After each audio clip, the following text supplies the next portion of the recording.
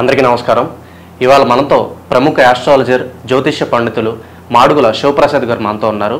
June నెలలో ఏ రాశుల వారికి ఎలా ఉంటుందో ఒకసారి ఆయన మాటలను తెలుసుకుందాం. గురుగారు నమస్కారం. ఆశీర్వచనం నాయన. గురుగారు, జూన్ నెలలో ఒకసారి రాశి ఫలాల గురించి ఒకసారి కాస్త వివరించండి గురుగారు. శ్రీ మహాగణాధిపతయే నమః. ఐం మహాసరస్వత్యే నమః. శ్రీ లలితాంబికాదేవియే నమః. రాశి ఫలాల కార్యక్రమములో భాగంగా జూన్ 1వ తేదీ నుండి నెలాఖరు వరకు 12 రాసుల వాళ్లకు కూడా ఎలా ఉంటుంది, ఏమిటి, ఏమి మేలు జరుగుతుంది, ఏమేమి పనులు చేసుకోవచ్చు అనేటువంటి విధి విధానాలు ప్రతి నెల చెప్పుకున్నట్టుగానే ప్రతి మాసము తెలుసుకునేట్టుగానే ఈసారి కూడా తెలియజేయటం అనేటువంటిది జరుగుతూ ఉన్నది. అయితే మామూలుగా కొంతమందికి మిశ్రమ ఫలితాలు కానీ కొన్ని రాసుల వాళ్లకు చాలా బాగుంది అని కానీ చెబుతూ ఉంటాం ఆయా గ్రహస్థితుల యొక్క దృష్ట్యా. అయితే ఏది ఏమైనా రాసుల ప్రకారముగా అందరికీ బాగుండినను లగ్నము ఏ లగ్నములో అయితే పుట్టి ఉంటారో, అందరూ ఒకే లగ్నానికి పుట్టి ఉండరు కదా, అందుకని ఏ లగ్నంలో పుట్టి ఉన్నారో చూసుకుంటే కొంతమందికి బాగా జరగవచ్చును, కొంతమందికి మధ్యస్థముగా జరగవచ్చును, కొంతమందికి రాసుల ప్రకారంగా బాగుంది అని చెబుతున్నారు కానీ గురువుగారు మాకేమీ అలా జరగటం లేదే అనేటువంటి భావనతో కూడా ఉంటారు. అయితే అందుకని వ్యక్తిగతమైనటువంటి జాతకాలను ఎక్కువగా మనం చూసుకోవాలి అనేటువంటిది ఉంటుంది. అంటే date, time, date of birth, time of birth, place of birth అనేటువంటివి ఉంటే క్షుణ్ణముగా మొత్తముగా పరిశీలన చేసి చెప్పుకోవచ్చును ఎప్పుడూ కూడా. అందువల్ల వ్యక్తిగతమైనటువంటి జాతకాలను మీకు నచ్చిన వాళ్ళ దగ్గర, మీకు అనుకూలం ఎవరి దగ్గర ఉంటే వాళ్ళ దగ్గర ఒకసారి చూపించుకొని ఏవైనా చిన్నపాటి పరిహారాలు అవి ఉంటే చేసుకుంటే రాసుల ప్రకారముగా బాగుంది అన్నప్పుడు మరి ఈ రాసే కదా మాది ఎందుకు బాగలేదు అని ఒక్కసారి చూపించుకుంటే దాంట్లో తగిన విధముగా పరిహారం అనేటువంటిది చేసుకుంటే మీకు కూడా బాగుంటుంది అని తెలియజేస్తున్నాను. గురుగారు, మనకి వృషభ రాశి వారికి జూన్ నెలలో ఎలా ఉండబోతుంది కాస్త వివరించండి గురు. వృషభ రాశి వారికి ఈ జూన్ నెలలో కొంచెం మిశ్రమ ఫలితాలు గోచరిస్తూ ఉన్నాయి. మిశ్రమ ఫలితాలు అనగానే మాకు ఏమో అబ్బా ఎలా ఉందో ఏమిటో వినంగానే ఇలా వింటున్నామే అని అనుకోవచ్చు. చెవుకు ఇంపుగా లేకుండా బాగుంది అంటే ఎవరైనా సంతోషిస్తారు కానీ మిశ్రమ ఫలితాలు అనగానే అయ్యో అని అనుకుంటారు. అలా ఏమి అనుకోనక్కర్లేదు. కాకపోతే చిన్న ఇబ్బందులు సహజం ఉంటాయి. ఎప్పుడూ బాగుండాలి అనేదే ఉండదు కదా. మిశ్రమ ఫలితాల వలన ఏమిటి అంటే కొన్ని పనులు మాత్రమే చేసుకోగలుగుతారు, కొన్ని పనులు చేసుకోలేకపోవటం అనేటువంటిది జరుగుతుంది. దగ్గరి వరకు వచ్చి కొన్ని పనులు ఆగిపోవటం లాంటివి కూడా జరుగుతాయి. అంతేకాకుండా దైవ సంబంధమైనటువంటి కార్యక్రమాలలో పాల్గొనటం లాంటివి జరుగుతాయి. వృషభ రాశి వాళ్ళు గతంలో చేసినటువంటి వాళ్లకు ఉపకారం చేసి ఉంటే వీళ్లకు అనవసరంగా నేను చేశానే, అనవసరంగా కొంతమందికి చెయ్యకుండా పోయినానే, మంచి అనేటువంటి చోట చేయకుండా పోయి ఎవరికో చేశామే అనవసరంగా అని కించిత్ మానసికమైనటువంటి క్లేశం అనేటువంటిది జరగవచ్చును. మానసిక క్లేశం అంటే ఏమిటి అంటే బాధ. ఒకవేళ మానసిక క్లేశం అంటే అర్థం కాకపోవచ్చు, మనస్సుకు బాధ కలగవచ్చు కొద్దిగా. అదొకటి. సమయానికి డబ్బులు అందటం అనేటువంటిది కొన్ని వాటికి అందుతుంది, కొన్ని వాటికి అందకపోవటం వలన చిన్న ఇబ్బందులు, అది కూడా ఒకటి ఉంటుంది. మాట్లాడేటప్పుడు ఎవరితోనైనా సరే కొంచెం జాగ్రత్తగా ఆచితూచి మాట్లాడితే మేలు జరిగే విషయం కొంచెం ఎక్కువగా ఉంటుంది. మేలు జరగటానికి అవకాశాలు ఎక్కువ. అంటే మనం మాట్లాడుతున్నప్పుడు జాగ్రత్తగా మాట్లాడాలి. ఎవరిని మాటే కదా, ఎవరితో మాట్లాడినా ఇబ్బందులు వచ్చేది. అందువలన అది గుర్తుపెట్టుకొని చేసుకోవాలి. శుభకార్యాలకు కావాల్సినటువంటి ప్రయత్నాలు అనేటువంటివి చేయవచ్చును. కొంతవరకు అనుకూలించేటువంటి విధానముగానే ఉంటుందిగాక యథావిధిగా ఉద్యోగాలు చేసుకునేటువంటి వాళ్ళు చేసుకుంటూ ఉంటారు. అలాగే కొత్తగా ఉద్యోగాలు కావాలి అనుకునేటువంటి వాళ్ళు ప్రయత్నాలు చేసుకోవచ్చు. ప్రయత్న లోపం అనేటువంటిది ఎప్పుడూ ఉండొద్దుగాక. ప్రయత్నం చేస్తేనే కదా ఏదో ఒక రోజుకు సఫలీకృతం అనేది అవుతుంది. అందువల్ల చేయవచ్చును. ఈ మాసములోనే మీకు సత్ఫలితాలు అందుతాయి అనడానికి ఉండకపోవచ్చు. అలాగే విదేశాలకు వెళ్ళాలి అనుకునేటువంటి వాళ్ళు కూడా ప్రయత్నాలు చేయవచ్చును, తప్పు లేదు. కొంతవరకు సఫలీకృతులు అవుతారు గాక, ఇబ్బంది ఉండదు. అయితే మాకు తెలుసులే, ఏముందిలే, ఒకరు చెప్పేది ఏముందిలే అని కాకుండా జాగ్రత్త వహించి 1-2 సార్లు మిమ్మల్ని మీరు మననము చేసుకొని మీరు చేసేటువంటి పనుల్లో కూడా అనుకూలం చూసుకొని ముందుకు వెళితే బాగుంటుంది గాక. వ్యాపారము చేసుకునేటువంటి వాళ్ళు యథావిధిగా వ్యాపారాలకు తగినంత లాభం మాత్రమే వస్తుంది. ఎక్కువగా విపరీతమైనటువంటి లాభాలు వస్తాయి అని అనటానికి ఉండదుగాక అనేది గ్రహించాలి. కుటుంబ పరంగా ఎలా ఉంటుంది వృషభ రాశి వారికి? వృషభ రాశి వారికి కుటుంబ పరంగా అంటే గతములో మీ మాటకు విలువ ఇచ్చి మీరు చెప్పిందంతా కూడా నడవవచ్చును. ఇప్పుడు ఈ మాసములో కొంచెము సరే చూద్దాములే అనేటప్పటికీ చిన్న బాధ కలగవచ్చు మీకు. నా మాట ఎవరు వినలేదే, ఎవరు వినకుండా పోతున్నారే అనేటువంటి ఇది కలగొచ్చు. అది అలా అంతే, ఏం లేదు. అలా ఏమి మిగతా ఇబ్బందులైతే ఎలాంటివి ఉండవుగాక, మిగతాదంతా బాగానే ఉంటుంది గాక. అలాగే విద్యార్థులకు చాలా యోగదాయకముగా ఉంటుంది, వాళ్ళకేమి ఇబ్బంది ఉండదు. అట్లాగే సినిమా రంగంలో ఉండేటువంటి వాళ్ళు కొన్ని జాగ్రత్తలు తీసుకుంటే మంచిది.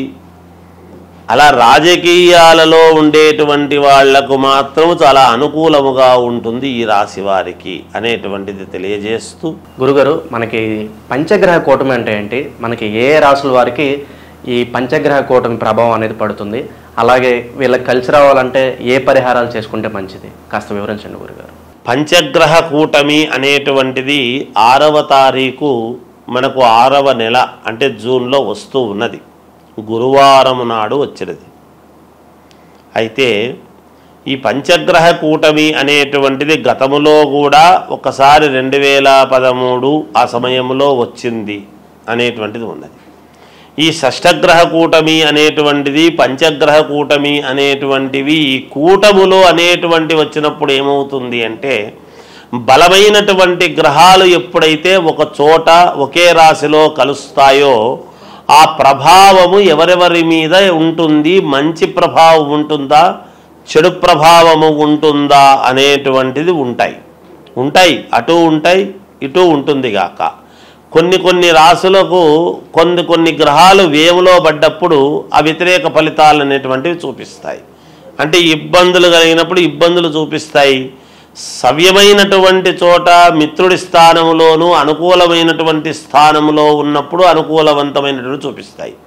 అవి ఏ గ్రహాలు అనేటువంటిది ఒక్కసారి మనం ఆలోచన చేసుకోవాలి. ఏమిటి అంటే, రవిచంద్రులు కాలగమనానికి 2 అనుకూలమైనటువంటివి. ఉదయము మామూలుగా సూర్యుడి యొక్క ప్రభావము, రాత్రికి చంద్రుడి ప్రభావము. ఈ 2 కాలాన్ని నిర్ణయించేటువంటివి కాబట్టి ఈ 2 గ్రహాలు ఒక చోట ఉంటే బుధ ఆదిత్య యోగం అనేటువంటిది మన అందులో బుధుడు కూడా ఉన్నాడు. రవి బుధులు ఉండేటువంటి దాని వలన బుధాదిత్య యోగం అనేటువంటిది కూడా ఉన్నది. అలాగే శుక్రుడు అక్కడే ఉన్నాడు, గురువు అక్కడే ఉన్నాడు. మొన్ననే 1వ తారీఖు వృషభంలోకి గురువు వచ్చినటువంటి సంగతి కూడా అందరికీ తెలిసిండేటువంటిదే. అందువలన ఇవి 5 గ్రహాలు అంటే గురువు, శుక్రుడు, బుధుడు, రవి, చంద్రుడు. ఈ 5 గ్రహాలు ఒకే చోట ఉండేటువంటి దాని వలన కొన్ని రాశులకు మహాద్భుతమైనటువంటి యోగం అని ఉన్నది. ఈ గ్రహాలు యోగాన్నిచ్చేటువంటి వాళ్ళ రాశులు ఏవేవి అని మనం ఒక్కసారి గనక చూసుకున్నట్టయితే, మేషరాశి వాళ్లకు మహాద్భుతముగా ఉండబోతున్నది. కర్కాటక రాశి వాళ్లకు మహాద్భుతముగా ఉండబోతున్నది. కన్యా రాశి వాళ్లకు మహాయోగవంతముగా ఉండబోతూ ఉన్నది. వృశ్చిక రాశి వాళ్లకు చాలా అంటే చాలా బాగుండబోతున్నది. అలాగే మామూలుగా మకర రాశి వాళ్లకు కూడా చాలా బాగా ఉండబోతున్నది. ఇక కుంభరాశి వాళ్లకు కూడా కొంతవరకు బాగానే ఉంటుంది. అయితే ఇందులో ఇప్పుడు నేను చెప్పని గ్రహాలు ఉంటాయి కదా, ఇవి కొంచెము చిన్న ఇబ్బందికరమైనటువంటి పరిస్థితి. ఏమిటయ్యా అవి అంటే, అసలు ఎక్కడైతే ఉన్నాయో స్థానములో అన్నీ బరువైనటువంటివి ఏవైతే ఉన్నాయో వృషభ రాశికి సమస్యే. ఒక చోట కూటమి అని ఏర్పాటు చేసినప్పుడు, ఒకే చోట ఉన్నప్పుడు అక్కడ వృషభ రాశికి ఇబ్బంది, మిథున రాశి వాళ్లకు కొంత ఇబ్బందే, కొంచెము సింహరాశి వాళ్లకు కొంత ఇబ్బంది, అలాగే తులారాశి వాళ్లకు ఇబ్బంది, ధనుస్సు రాశి వాళ్లకు మరీ ఇబ్బంది. వీటి వలన ఏమిటి, ధనుస్సు రాశి వాళ్లకు ఇంకోటి కూడా ఉంది. దీంట్లో ఒక చిన్న ఇది చెప్పుకోవాలి మనం. ఎవరైనా గర్భవతులుగా ధనుస్సు రాశి వాళ్ళు గనక ఉన్నారు అంటే కొంచెము జాగ్రత్తగా ఉండాలి అనేటువంటిది ఉన్నది ఒకటి. అలాగే మీనరాశి వాళ్ళది ఇబ్బంది ఏమీ లేదు, చిన్నపాటి ఇది ఉంటుంది దానికి. ఇలా కొన్ని రాసుల వాళ్లకు కొంత ఫలితాలు ఇవ్వటములో తారుమారవుతాయి. ముందే మామూలుగా అంతంత మాత్రముగా ఉంటాయి. ఈ పనులు జరిగితే బాగుంటుంది, ఈ వివాహం అయితే బాగుంటుంది, ఈ ఉద్యోగం వస్తే బాగుంటుంది, ఈ విదేశాలకు వెళితే బాగుంటుంది, లేదా ఇంకొకటి మనకు ఇది తీరితే మనకు మేలు జరుగుతుంది, ఈ ధనము రావాల్సిండేటువంటిది ఉన్నది, ఈ పొలము మనకు వాయిదాలు లేకోకుండా మనకు మన వైపు తీర్పు వస్తే బాగుంటుంది. ఇలా ఒకటి కాదు, రెండు కాదు, అనేక రకాల సమస్యలతో ఉంటారు. వాటన్నిటికీ కూడా ఒక్కసారిగా ఇన్ని గ్రహాలు ఇక్కడ ఉండేటప్పటికీ కొన్ని చెడు ఫలితాలు అనేటువంటివి ఇస్తాయి కదా.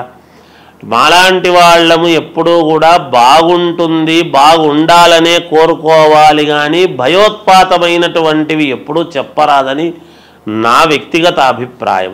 చిన్నవి ప్రతి వాళ్ళ జీవితంలోనూ ఉంటాయి.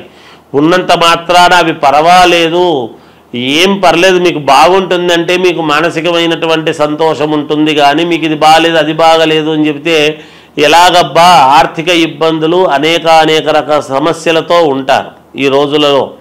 ప్రతిదీ మాలాంటి వాళ్ళము భయముతో కూడినటువంటివి చెప్పేటప్పటికీ మీకు ఏమీ పాలుపోక నిజంగా బాగుండేటువంటి ఆత్మవిశ్వాసము కోల్పోయే పరిస్థితి ఎవరికీ రాకూడదు.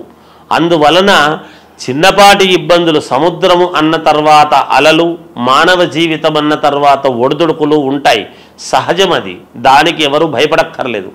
కాకపోతే మీ వ్యక్తిగతమైనటువంటి జాతకాలు ఒక్కసారి పరిశీలన చేసుకొని మీకు నమ్మకం ఉండేటువంటి వాళ్ళ దగ్గర చూపించుకొని ఈ రాశి వాళ్లకు ఏమి చేసుకుంటే మేలు, మరి బాగులేని రాశి వాళ్ళది ఏమిటి అంటే ఏమీ లేదు, జపము, తపము, హోమం ఇవి ఉంటాయి.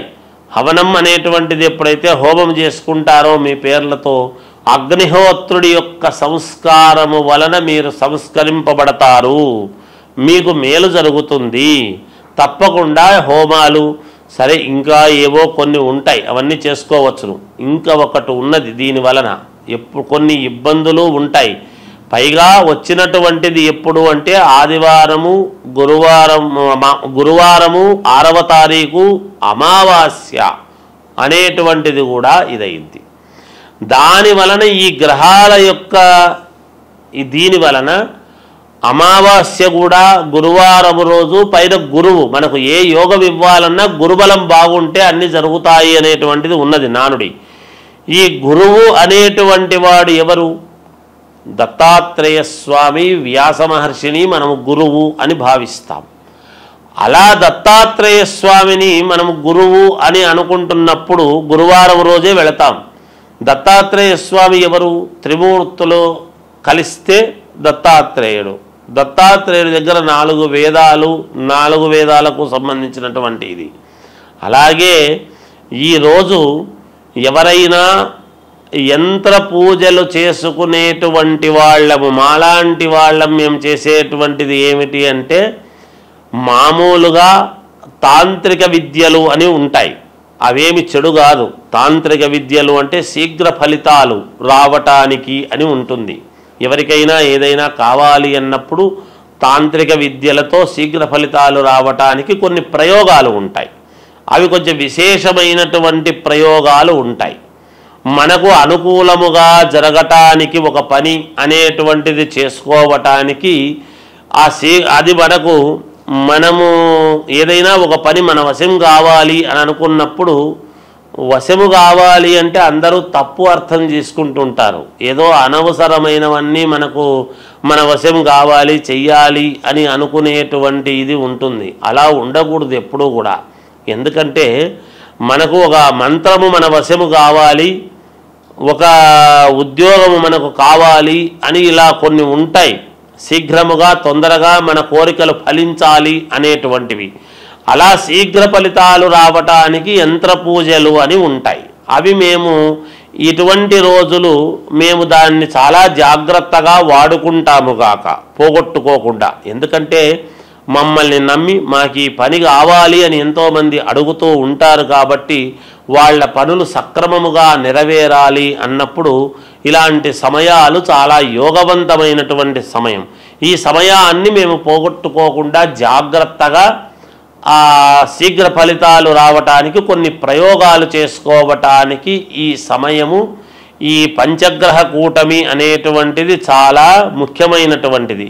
మీరు కొన్ని సినిమాల్లో చూస్తూ ఉంటారు, ఫలానా రోజు ఒకే లైన్లోకి గ్రహాలన్నీ వస్తుంటాయి అంటే ఈ కొంచెము ఏవేవో కొన్ని వీటికి సంబంధించినటువంటివి అవన్నీ ఇగో ఇలా వస్తుంది, ఈ వజ్రం వస్తుంది, ఇవి దొరుకుతాయి, ఈ నిధులు ఇలా ఉంటాయి అనేటువంటివి వింటూ ఉంటాం. అవన్నీ ఊరికే కాదు, నిజంగా కూడా శాస్త్రాలలో ఉన్నటువంటివే. ఎవరు సినిమాలు కూడా తప్పుగా తీయరు. ఎంతో ప్రామాణికము ఉంటేనే చూసి తీస్తారు, ఏదో ఒకటిలే అని చెప్పి తీయరు. అందుకని ఇది ఈ పంచగ్రహ కూటమి అనేటువంటిది కొన్ని విషయాలకు చాలా యోగవంతమైనటువంటిది. మనము యోగం ఏదో అది మాట్లాడదాం. ఇబ్బందులు ఉంటే చిన్న చిన్న ఇబ్బందులు ఉండేటువంటి వాళ్ళు వాటిని సర్దిద్దుకుంటారు గాక, ఇబ్బంది ఏమీ లేదు. కనుక ఈ శీఘ్ర ఫలితాల కోసం చేసేటువంటి దానికి కూడా ఇది పనికి వస్తుంది. అనుష్ఠానం చేసుకునేటువంటి వాళ్లకు మహద్భాగ్యముగా భావించుకోవాలి.